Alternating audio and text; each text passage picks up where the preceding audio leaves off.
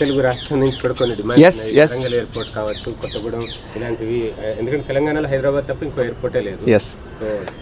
నాకు కూడా చాలా ఆనందం అనిపించింది. ఈరోజు మన న్యూస్లో కూడా చూశాను, కిషన్ రెడ్డి గారు ఆల్రెడీ మా తెలంగాణ రాష్ట్రానికి కూడా మన సోదరుడు రామ్మోహన్ తాలూకా సహకారం తీసుకొని చాలా కార్యక్రమాలు చేయాలని, ఆ అనుబంధం ఎప్పుడు కూడా మనం కొనసాగించాలి. ఈ సివిల్ ఏవియేషన్ మినిస్ట్రీ ద్వారా అది కొనసాగించే అవకాశం దక్కింది.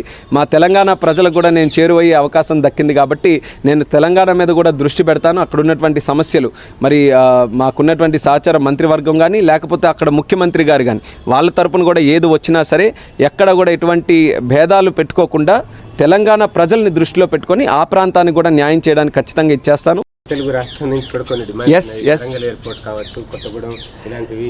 ఎందుకంటే తెలంగాణలో హైదరాబాద్ తప్ప ఇంకో ఎయిర్పోర్టే లేదు.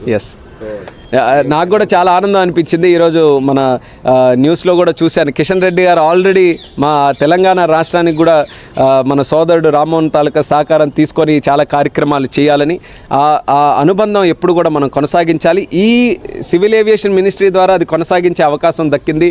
మా తెలంగాణ ప్రజలకు కూడా నేను చేరువయ్యే అవకాశం దక్కింది. కాబట్టి నేను తెలంగాణ మీద కూడా దృష్టి పెడతాను. అక్కడ ఉన్నటువంటి సమస్యలు మరి మాకున్నటువంటి సహచార మంత్రివర్గం కానీ, లేకపోతే అక్కడ ముఖ్యమంత్రి గారు కానీ, వాళ్ళ తరపున కూడా ఏది వచ్చినా సరే ఎక్కడ కూడా ఎటువంటి భేదాలు పెట్టుకోకుండా తెలంగాణ ప్రజల్ని దృష్టిలో పెట్టుకొని ఆ ప్రాంతానికి కూడా న్యాయం చేయడానికి ఖచ్చితంగా ఇచ్చేస్తాను.